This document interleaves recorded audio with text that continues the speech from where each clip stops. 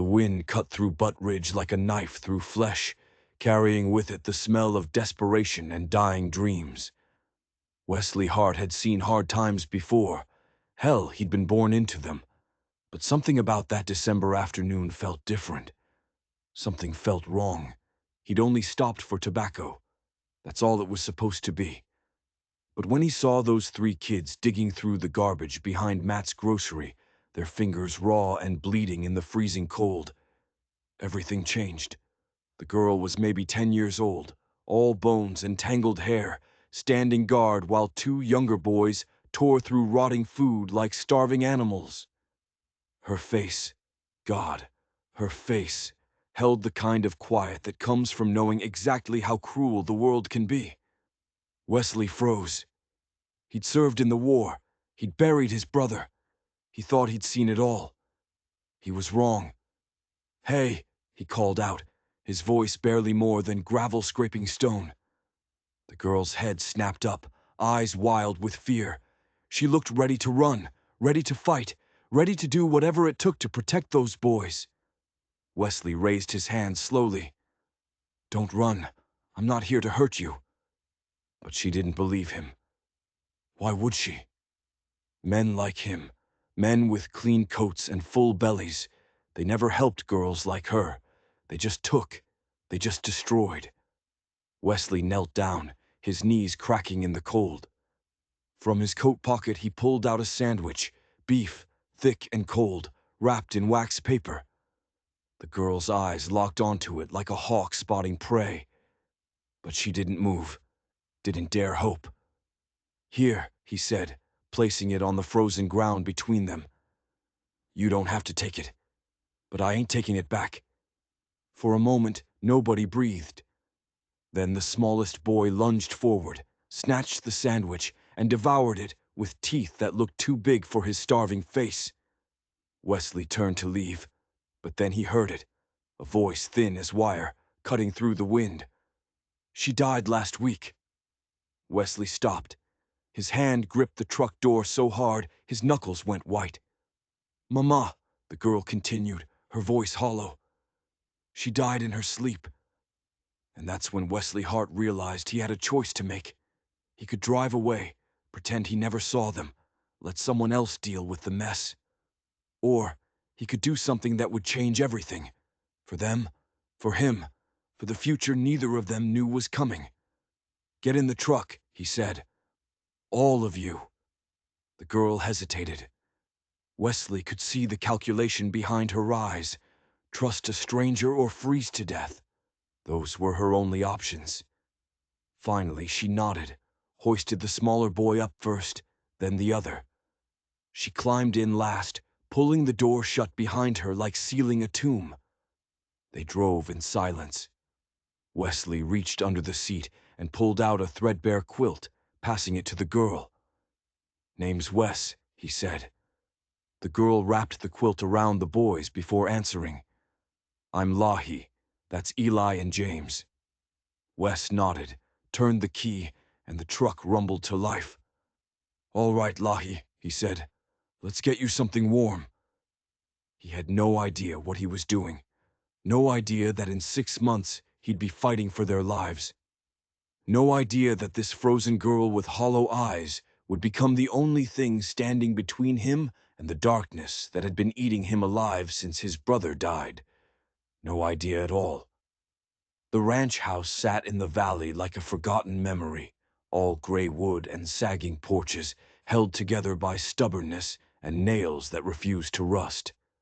Wesley pulled the truck up beside the barn, and for the first time in 3 years, the silence that usually greeted him felt different.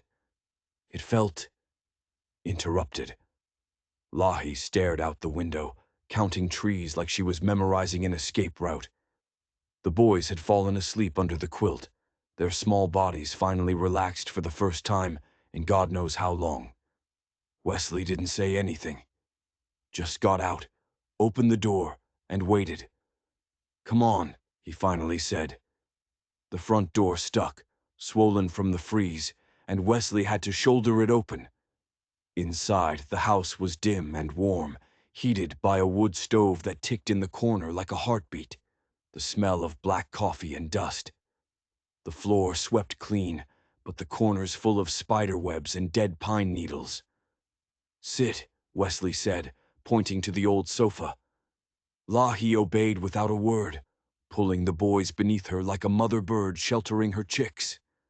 Wesley moved into the kitchen and found what he could: stale bread, canned peaches from last summer, salt pork. He worked in silence, the way his mother had taught him, like feeding someone was a sacred act. He set the plates in front of them. Eli stared up at him with wide eyes. "You don't got to pay," Wesley said, catching that look. "Just eat." The boys fell on the food like wolves. Lahi ate slower, more carefully, watching Wesley like he might vanish if she blinked. When they finished, Wesley poured warm water into a basin and set it near the stove. "Water'll get hotter if you give it a minute," he said. "You can wash up if you want." Lahi stood and led the boys to the basin. Wesley turned his back, giving them privacy, but he could hear the soft splash of water, the murmurs, the boys giggling when the soap tickled. It was the first laughter in this house in 3 years, and it broke something inside him he didn't know needed breaking.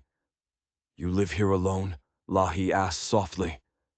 "Since my brother passed," Wesley said, staring out the window at the empty corral. "Sorry. Me too." Lahi bundled the boys into clean clothes Wesley found in an old cedar chest, his nephew's clothes from back when his brother still thought he'd raise a family here. She glanced at the fire. "We didn't mean to steal," she said quietly. "I know. I tried to get work after Mama died, but no one will hire a girl with 2 boys and no man to vouch for her." Her voice held pride, worn thin but still there. Wesley respected that. "You don't owe me nothing," he said. "But if you want to stay a while, I could use a hand. Lot of chores. Animals don't feed themselves." Her eyes narrowed, suspicious. "You'd let us stay?" "I'd ask you to." Lahi looked at the boys, at the clean floor, the warm fire. She didn't smile, but her shoulders eased a fraction. "What kind of chores?" Wesley gave a half shrug. "The kind you'd already be doing to survive." She nodded slowly. "All right, we'll work." He looked at her for a long moment. There was no softness in her face, not yet, just the beginning of something steady. "Then you're home," he said.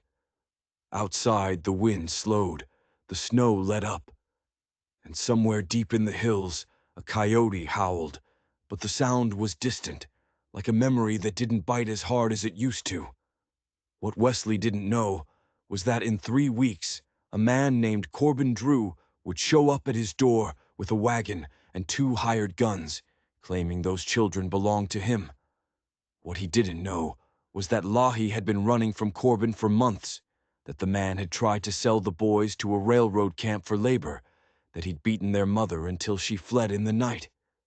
What Wesley didn't know was that the peace settling over his ranch right now was about to be shattered in the most violent way possible.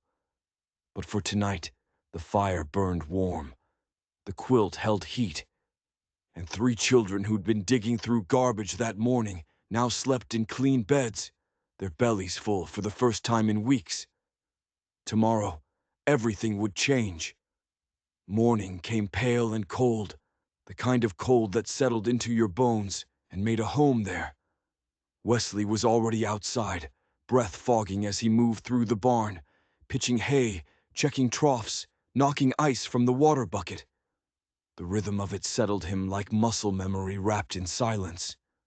Lahi stepped into the yard just as the first light touched the tops of the trees. She wore a coat too big for her frame and boots stuffed with rags. Her hair was tied back, wet from washing. She moved with purpose, but she walked like someone waiting for the ground to disappear beneath her feet. Wesley didn't speak, just handed her a pitchfork and pointed to the second stall. She nodded and got to work. They didn't talk much that first week. Lahi worked like a mule, quiet, determined, brutal in her efficiency. She learned fast how to milk the goat without startling it, how to break ice with a mallet without splashing herself. She stitched a rip in the chicken coop tarp without being asked, boiled water every night, kept the boys fed with a discipline that felt older than her years. The boys adjusted slower. Eli shadowed Wesley some days, asking questions with wide eyes and muddy boots. James clung to Lahi's hip, refusing to be more than 5 feet from her at any time. But they stopped flinching when the door opened. They started laughing again.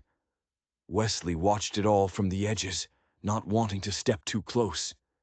He wasn't used to voices in the house, the clatter of dishes not made by him, small socks drying on the stove rail. He caught himself waiting for the silence to return, wondering when it would all vanish like a dream. But it didn't.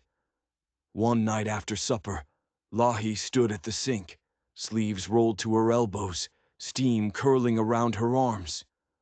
The boys had fallen asleep on the rug near the fire. Wesley sat at the table, mending a bridle with thick, sure hands. "You always wanted this life?" Lahi asked, her voice quiet but certain. Wesley looked up. "This?" She nodded toward the window, toward the dark hills and frozen fields. The land, the quiet, the weight of it. Wesley thought for a long while. "I was born to it. My father ran cattle. His father before him. We don't know much else. That don't mean it's what you want." He set the leather down, flexed his fingers. "I left once, went east, Chicago." "What for?" "Work, city job, steel and noise." He paused. "Didn't suit me." "Why?" He met her eyes. "Couldn't breathe." Lahi didn't smile, but something in her face softened. "I ain't never had roots anywhere. Mama kept us moving, always running from something." Wesley nodded, understanding in his silence. She dried her hands and stood there a moment. "Boys are sleeping easier. Eli ain't talking in his dreams as much." "That's so." "Means they trust you," she said, and the words came out like they surprised her. Wesley didn't answer, just reached for the bridle again. "I don't want to be a burden," she said after a while. "You're not. You don't know that." "I don't need to," Wesley said. "I see how hard you work. That's enough." She stood there in the glow of the stove light, shadows flickering across her face. For a moment, she looked like someone remembering how to stand still. And that's when Wesley realized something terrifying. He didn't want her to leave. Not ever. But he couldn't say that. Not yet. Not when everything was so fragile, balanced on the edge of trust and fear, and something else he couldn't quite name. What Wesley didn't know was that Lahi was thinking the exact same thing. What he didn't know was that she'd started imagining a future here, planting gardens in spring, teaching the boys to read by the fire, growing old in this house that smelled like pine tar and tobacco. What neither of them knew was that in 2 weeks, Corbin Drew would show up at the door with legal papers claiming custody of the children. What they didn't know was that those papers were forged, that Corbin had been searching for them since their mother died, that he planned to sell the boys to a mining operation in Montana, where children worked 18-hour days in the dark. What they didn't know was that their quiet, careful peace was about to explode into violence.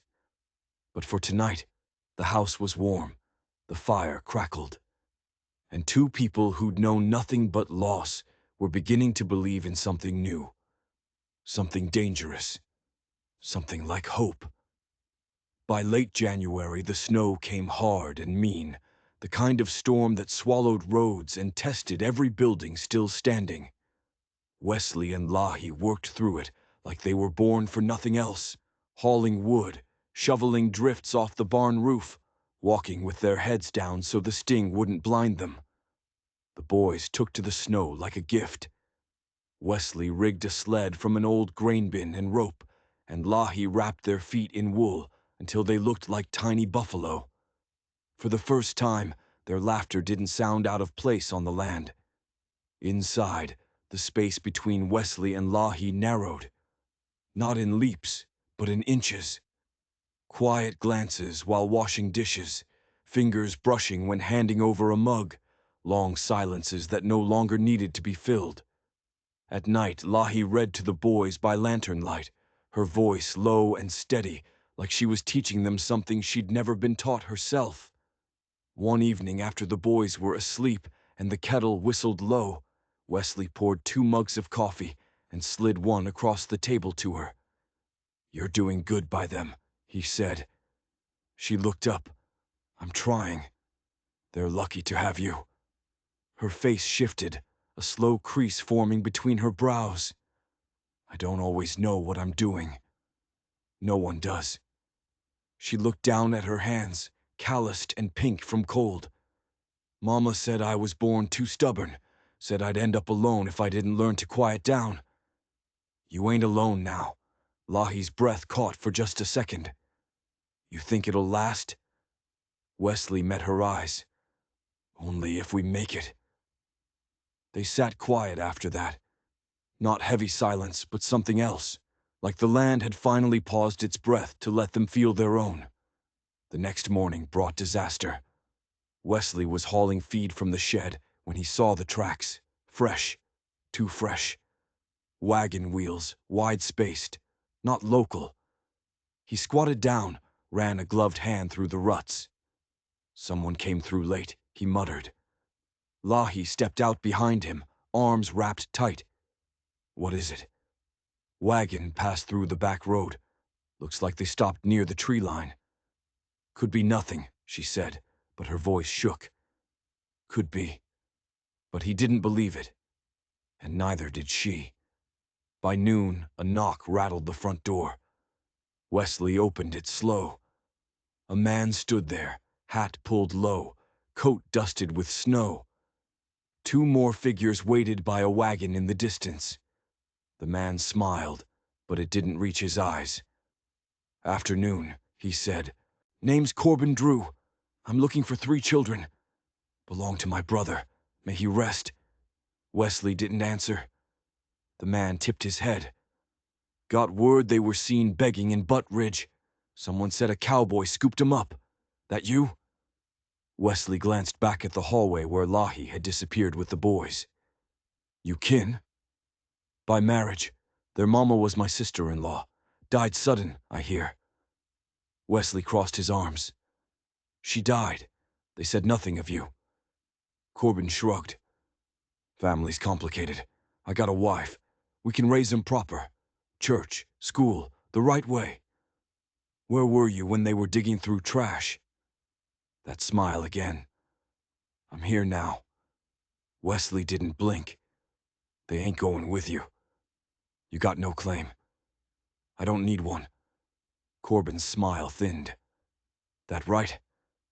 Behind him, one of the wagon men shifted, hand near his coat. Wesley stepped forward. "You want to try and take them?" he said quietly. "You better bring more than talk." Corbin studied him, weighing things. Then he stepped back. "This ain't over," he said. Wesley shut the door without a word. Inside, Lahi waited, face pale, jaw tight. The boys clung to her legs, eyes wide. "You know him?" Wesley asked. She nodded. "He tried to take Eli once, after Mama died. Said boys were worth money to the county if they worked the rail yards." Wesley clenched his fists, then opened them slow. "He won't get near them, not while I'm breathing." Lahi looked at him, really looked. "Why?" "Because it's right." Something flickered in her eyes. Fear, relief, maybe something deeper. "I should leave," she said. "I won't bring trouble to your door." "No," Wesley said, voice firm. "You're not running. Not this time." The wind howled outside. Inside, the house stood solid. But Wesley knew. God, he knew. This was only the beginning. Corbin Drew wasn't the type to give up. He'd come back. And when he did, it wouldn't be with words. It would be with violence. And Wesley would have to be ready to do something he swore he'd never do again after the war. He'd have to kill. The next days passed heavy, like the air itself carried weight.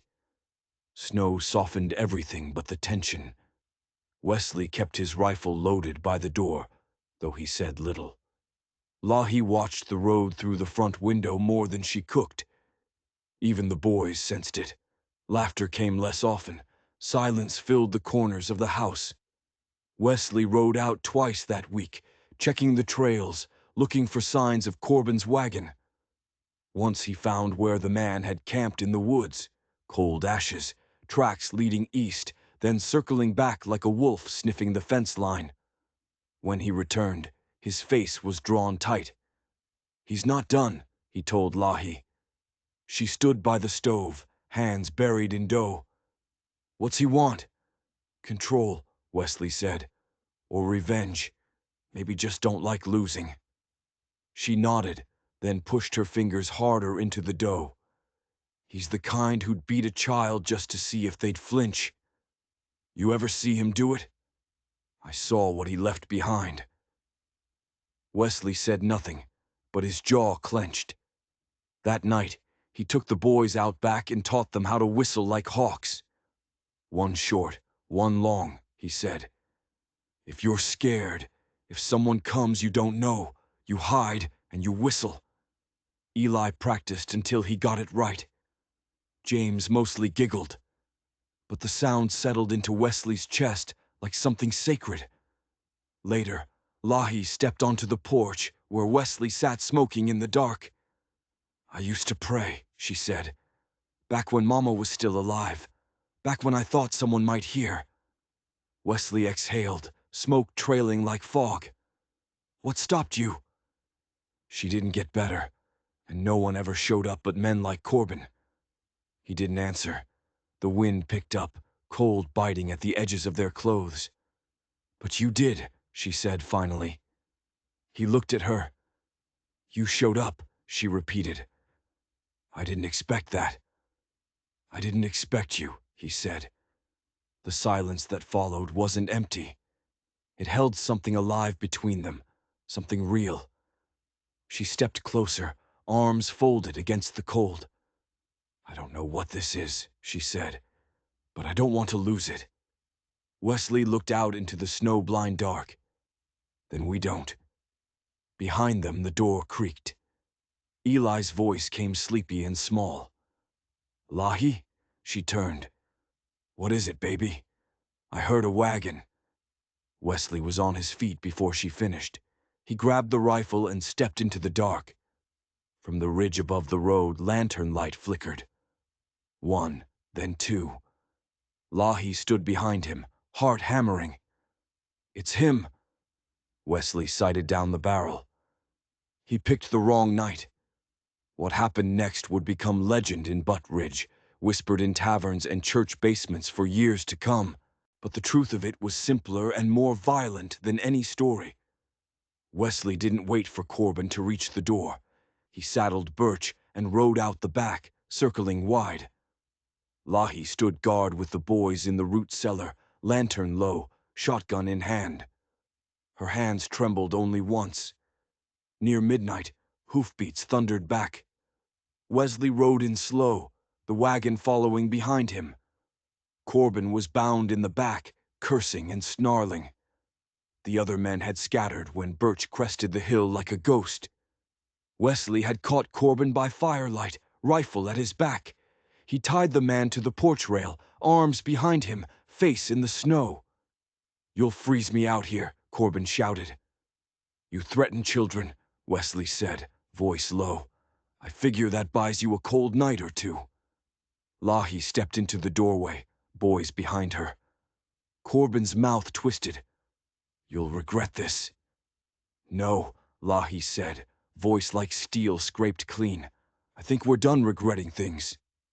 Wesley looked at her, then at the boys, then up into the dark sky where stars blinked through the clearing storm. Tomorrow he'd ride to the marshal, file what needed filing. But tonight, his house was whole. Inside, the fire still burned. The quilt still held warmth. And as Lahi turned, ushering the boys back inside, Wesley reached for her hand. She didn't pull away. In the hush between winter storms, something stronger than survival settled into the home. A beginning. But what Wesley didn't know, what nobody knew yet, was that Corbin Drew had connections. A cousin who worked for the railroad, a judge in the state capitol who owed him favors. Legal papers that looked official, even if they weren't. What Wesley didn't know was that the fight wasn't over. It was just beginning. And before it ended, blood would be spilled on his land. The law would come knocking. And Wesley Hart would have to choose between the life he'd built and the freedom of the children he'd sworn to protect. But for tonight, they slept in peace. Tomorrow, the real war would begin. Spring came slow, dragging its heels across the thawing fields. The ground let go of frost, one stubborn inch at a time, and the wind lost its bite, though it still carried memory. Buds broke through brittle branches. Snowmelt ran in small rivers down the ditches. Life crept back in. Wesley fixed the porch rail where Corbin had been tied. The wood still bore marks from where the rope bit deep, but he left them visible. Scars didn't bother him. They proved something had been tested and hadn't given way. Lahi took to planting. She turned up a patch of soil near the back stoop, breaking it down with her bare hands before Wesley gave her a hoe. Her fingers bled the first few days, but she never complained. The boys helped too, digging furrows, burying seeds, sunflowers, beans, squash. She talked to the earth like it owed her nothing, but she gave anyway. One afternoon, Wesley found her crouched in the dirt, Eli asleep against her leg, James chewing a carrot they'd grown too early. She looked up at him, face smudged with soil, eyes bright beneath the shade of her bonnet. "I never stayed anywhere long enough to plant before," she said. Wesley knelt beside her, brushing mud from the boy's hair. "You thinking about staying now?" She didn't answer right away. "I ain't asking for tomorrow," he said. "Just today, maybe the next." She nodded. "Yeah, I think I am." By May, the town had changed too. Word got around about what happened with Corbin. The sheriff called it a civil misunderstanding, but no one tried to follow up. No one wanted to take in a man who'd left kids to starve. Wesley rode in once a week for supplies. Lahi stayed back but sent lists and trusted him to bring the right things. That trust meant something more than she said. She'd started humming while she cooked. She laughed more often, soft and startled, like it surprised her each time. One evening, while the boys chased each other barefoot through the grass, Wesley pulled a small box from the truck bed. Inside was a dress, blue cotton, simple but new, the kind that would catch sunlight. Lahi stared at it like it might disappear if she blinked. "You get this for me?" she asked. "I did. I didn't ask for nothing. I know." She held it to her chest and swallowed hard. "It's beautiful. So are you." That night she wore it to supper.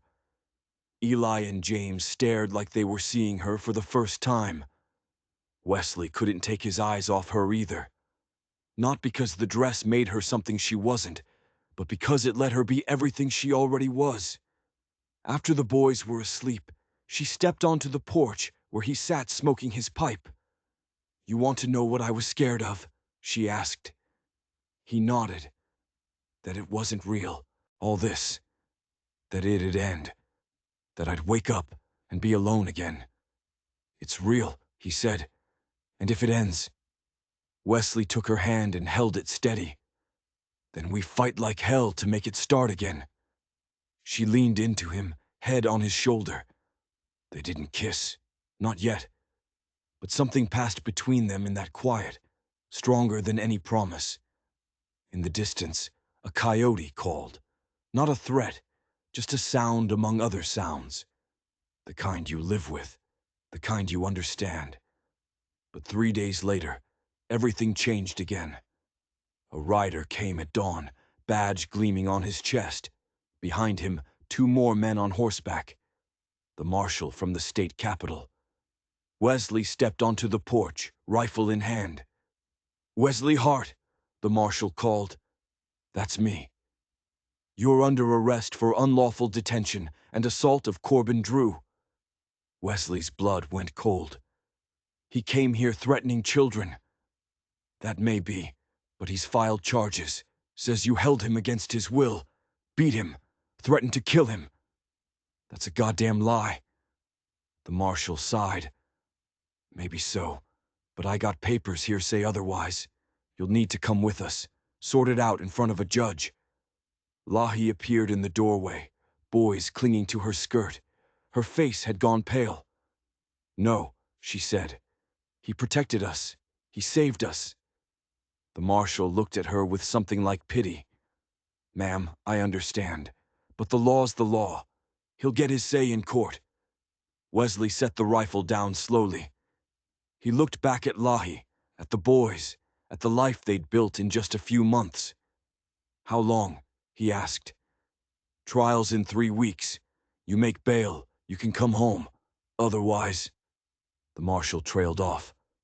Wesley nodded. He walked inside, gathered a few things. When he came back out, Lahi was crying, silent tears streaming down her face. "I'll be back," he said. "I promise." "What if you're not?" He touched her face, wiped a tear with his thumb. "Then you keep going. You take care of those boys. You plant that garden. You make this place yours." "It's ours," she whispered. "Then hold it for me." They took him away in chains. Lahi stood on the porch, watching the dust rise as they rode off. The boys clung to her, sobbing. And for the first time since Wesley found them, she felt that old familiar terror creeping back in. The terror that nothing good ever lasted. The terror that she was alone again. But deep inside, beneath the fear, something else burned. Something fierce and unbreakable. Corbin Drew had made a mistake. He'd brought the law into this. He'd tried to use the system to take what wasn't his. But Lahi knew something he didn't. She knew how to survive. And she'd be damned if she let anyone, law or no law, destroy the only home she'd ever known. The war wasn't over. It was just beginning. The house felt wrong without Wesley. Too quiet, too cold. Even with the fire burning and the boys playing in the yard, the space seemed to hold its breath, waiting for something that might never come. Lahi didn't sleep that first night. She sat at the kitchen table, staring at the ledger she'd been keeping, planting schedules, egg counts, small notations about the boys' growth. At the bottom, she'd written, "Hart Family Ledger." She touched the words with her fingertips. Then she closed the book and stood. If Wesley was going to come back, she needed to make sure there was something worth coming back to. The next morning, she rode into town. Left the boys with Mrs. Albright, the only woman who'd shown her any kindness. Then she walked straight into the sheriff's office. "I need to see the charges against Wesley Hart," she said. The deputy looked up, surprised. "Ma'am, that's public record," she finished. "I know my rights." The deputy hesitated, then pulled out a folder. Lahi read through it slowly, her jaw tightening with every line. Corbin claimed Wesley had beaten him unconscious, claimed he'd been held for 3 days without food or water, claimed he'd barely escaped with his life. All lies. But the paperwork looked official, and Corbin had witnesses, the 2 men who'd been with him that night, both swearing to the same story. Lahi set the papers down. "Where's Corbin now?" "Can't tell you that, ma'am. Can't or won't." The deputy shifted uncomfortably. "He's staying at the hotel, but I'd advise you to—" Lahi was already walking out the door. She found Corbin in the hotel saloon, drinking whiskey at noon, laughing with the same two men who'd backed his story. When he saw her, his smile widened. "Well, well," he said. "Little Lahi, come to beg?" She walked right up to him, close enough that she could smell the alcohol on his breath. "You're going to drop the charges," she said quietly. Corbin laughed. "Like hell I am." "You're going to drop them, or I'm going to tell the judge the truth. About how you beat my mother. About how you tried to sell Eli to the railroad. About how you—" Corbin's hand shot out and grabbed her wrist, squeezing until she gasped. "You talk," he hissed, "and I'll make sure those boys disappear. You understand me? I got connections. I can make them vanish, and nobody will ever find them." Lahi's eyes blazed. "Let go. Or what?" She drove her knee into his groin so hard he crumpled to the floor, gasping. The saloon went silent. Every eye in the room turned to watch. Lahi leaned down, speaking loud enough for everyone to hear. "My name is Lahi. These men here tried to take my brothers by force. They lied to the law. And if anyone here has a shred of decency, they'll stand up and tell the truth." For a moment, no one moved. Then a voice from the back spoke up. An old man, weathered and gray. "I saw it," he said. "Saw Corbin snooping around Hart's place for days before anything happened. Looked like he was planning something." Another voice, a woman this time. "I heard him bragging about how much money he'd make off those boys. Said the mines would pay good for young workers." One by one, people started talking, the truth spilling out like water through a cracked dam. The deputy, who'd followed Lahi into the saloon, looked around at the crowd. Then he looked down at Corbin, still writhing on the floor. "Mr. Drew," he said slowly, "I think we need to have another conversation." Lahi didn't wait to hear the rest. She walked out of that saloon with her head high, heart pounding, hands shaking. She'd done it. She'd fought back. Now she just had to pray it was enough. Wesley's trial came 3 weeks later. The courtroom was packed. Half the town had turned out, curious to see how it would end. Wesley sat in chains, jaw tight, eyes scanning the room until he found Lahi. She sat in the front row, boys on either side of her, all three dressed in their best clothes. When their eyes met, she nodded once. "I got you," that nod said. The prosecutor laid out Corbin's case: assault, unlawful detention, threats of violence. He made Wesley sound like a monster, a dangerous man who'd taken the law into his own hands. Then Lahi was called to the stand. She told the truth. All of it. How Corbin had tried to take the boys, how he'd beaten their mother, how he'd planned to sell them for labor. "And Wesley Hart?" the prosecutor asked. "What did he do?" "He saved us," Lahi said simply. "He gave us a home when we had nothing. He protected us when no one else would." The prosecutor smirked. "And what's your relationship with Mr. Hart?" Lahi didn't hesitate. "I love him." The courtroom erupted in whispers. Wesley's eyes widened. "Order!" the judge barked, slamming his gavel. Then, one by one, the townspeople spoke. The old man who'd seen Corbin snooping, the woman who'd heard him bragging, Mrs. Albright, who testified that the children had been starving when she first saw them. Even the deputy stood up. "Your Honor, I believe Mr. Drew has been less than honest in his account of events." By the time it was over, Corbin's case had fallen apart completely. The judge dismissed all charges against Wesley and ordered an investigation into Corbin's treatment of the children. When the gavel came down, Wesley stood slowly, chains falling away. Lahi ran to him, the boys right behind her. They collided in the middle of the courtroom, arms around each other, holding on like they'd never let go. "You came for me," Wesley said, voice rough with emotion. "Always," Lahi whispered. always. Outside, the sun was setting, painting the sky in shades of gold and crimson. They walked to the truck together, Wesley, Lahi, and the boys, a family forged not by blood, but by choice. As they drove home, Eli piped up from the back seat. "Papa." Wesley's hands tightened on the wheel. First time the boy had called him that. "Yeah, son. We gonna be okay now." Wesley glanced at Lahi. She smiled and took his hand. "Yeah," he said. "We're gonna be just fine." By midsummer, the ranch breathed different. The garden had taken root. Beans climbed the fence. Tomatoes hung heavy on the vine. Sunflowers turned their faces toward the sun. Wesley built the boys a tree swing, and they wore it down to bare wood before August.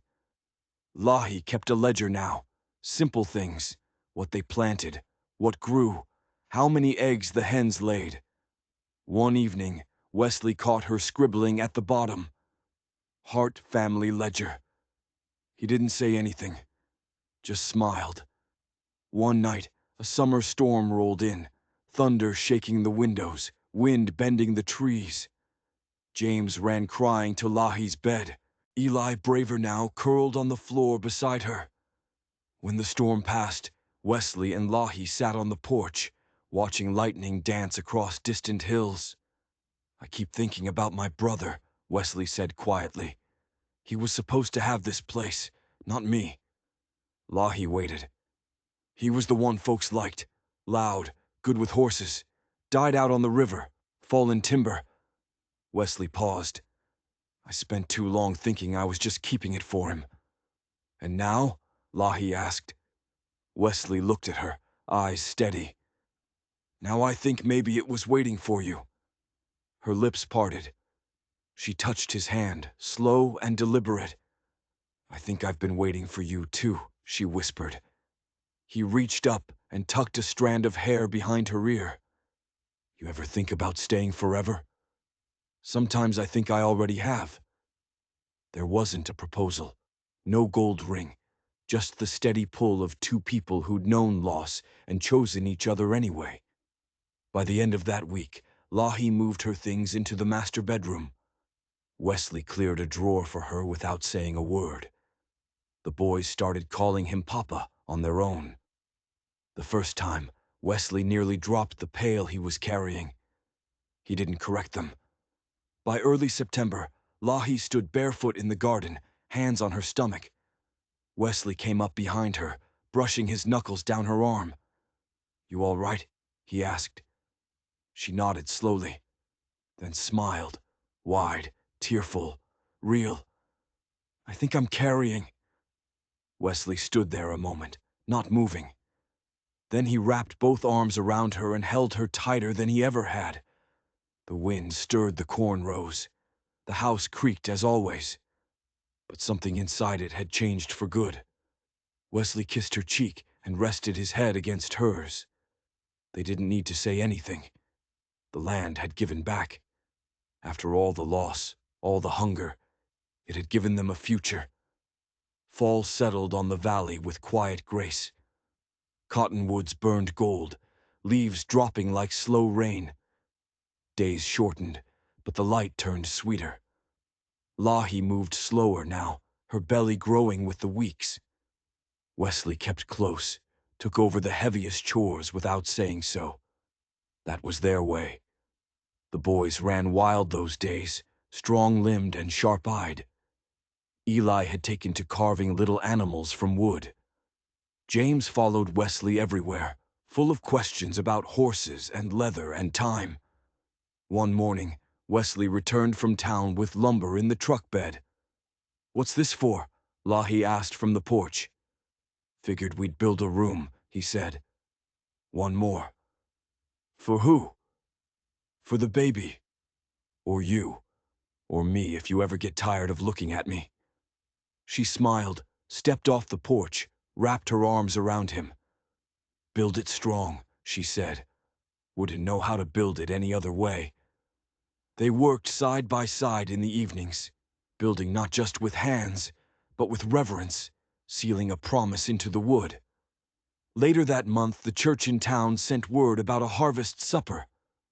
Lahi hadn't stepped foot in a pew in years, but she let Wesley take her hand and lead her in. Folks stared, of course, but then Mrs. Albright handed Lahi a peach pie and said, "Your mama would be proud you came back." Lahi didn't cry, but her hand trembled. That night, under stars too many to count, they danced in the yard. No music, just the creak of porch boards, the whisper of grass. The boys watched from the stoop, grinning. "You ever think life would look like this?" she asked. "Not once," Wesley said. "Me neither." She leaned back to look at him. "Do you love me, Wesley Hart?" He didn't answer right away, just placed her hand over his heart and held it there. "This has always been yours," he said. The stars stayed steady. Inside, the fire glowed low. The crib waited by the window, and the house, once marked by grief, now bore the shape of a family forged in the slow, hard work of love. The first snow came in silence. It fell soft and heavy, covering everything. Wesley stood on the porch with chicory coffee in hand, watching steam curl around his beard. Inside, Lahi hummed, low and sure, the same tune she'd hummed since the day he met her. She was close now. He could see it in how she moved, both hands pressed against the small of her back. The day the labor began, the wind had shifted. Lahi looked at him after breakfast and gave a small nod. "It's time." Wesley didn't panic, just moved. Sent Eli for the midwife, stoked the fire high, heated water, cleared the table, laid down clean linen. Mrs. Barrow arrived as snow fell again, gray-haired and steady. Wesley left her with Lahi and stepped outside. He split wood until his arms shook. Then he sat in the barn alone, horses shifting behind him. He prayed, didn't know how to do it right, just whispered whatever came, asking for Lahi's safety, for the baby to be strong. Then he heard it, a scream that tore through the wind. He was up and halfway to the house before he caught himself. Time passed strange. Minutes felt like rope stretched too tight. Then the door opened. Mrs. Barrow stepped out, hands red, eyes shining. "You've got yourself a daughter." Wesley didn't move at first. The words struck him like lightning, bright and painful in the best kind of way. He stepped inside, the room thick with heat and breath and steam. Lahi lay propped against pillows, skin pale but glowing. In her arms a bundle wrapped in wool. He crossed the floor slow, not trusting his legs. "She's got your hands," Lahi said. He dropped to his knees, one hand trembling as he touched tiny fingers that curled like fern fronds. "What do we call her?" Lahi asked. He looked from the child to her mother. "Grace," he said. Lahi closed her eyes, smiling through tears. Grace Hart. That night, with snow still falling and the fire soft behind them, Wesley stood at the window looking out over the land. Behind him, Lahi slept with the baby on her chest. The boys curled like pups at the foot of the bed. He touched the cold glass. This house, once a grave for all he'd lost, now held more than he'd ever thought to ask for. A woman who'd crawled through hunger and shame to stand with her back straight. Two boys who called him father. A daughter born in winter, wrapped in wool and prayers and love. He turned away from the window, walked back to the bed, lay down beside them all. And as the snow thickened outside, the Hart family slept beneath one roof, their breaths rising and falling together. Quiet and whole. If you found hope in this story of survival, love, and second chances, don't forget to subscribe. Because every forgotten voice deserves to be heard. Every broken heart deserves a home. And every winter, no matter how cold, eventually gives way to spring. Subscribe now, and let's keep these stories alive.